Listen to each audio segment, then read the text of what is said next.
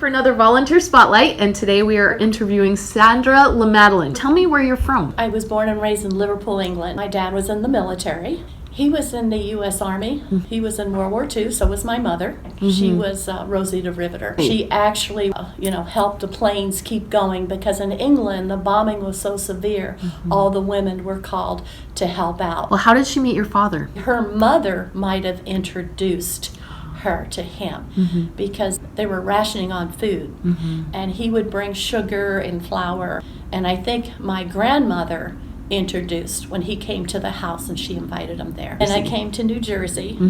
My dad sent for us. We came over on the Queen Mary. So it was quite a culture shock. What did you do for a job then?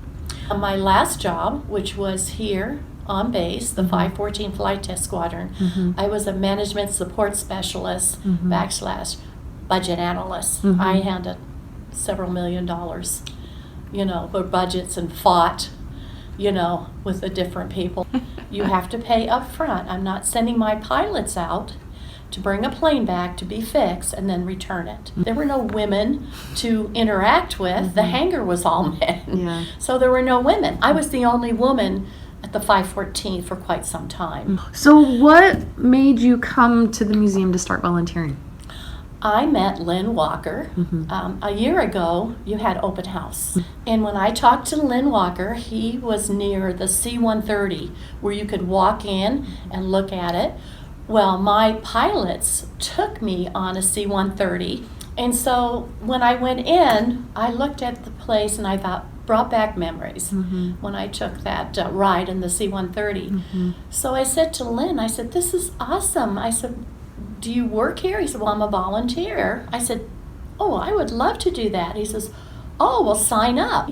It just made me feel so good to be here. It makes me feel so proud when I drive up here and those planes and the flags and, I love this country and it just makes me feel great. And when I see the people come in, it makes me feel so great. They're from all over the United States, the countries, and it makes me feel awesome. What are some things that you enjoy when you're not at the museum? I'm a mom all the way around, and a grandma. And a grandma. Too. Yeah. So I join the activities at the church. I love to travel. I think I've seen all the different states except about 10, 12.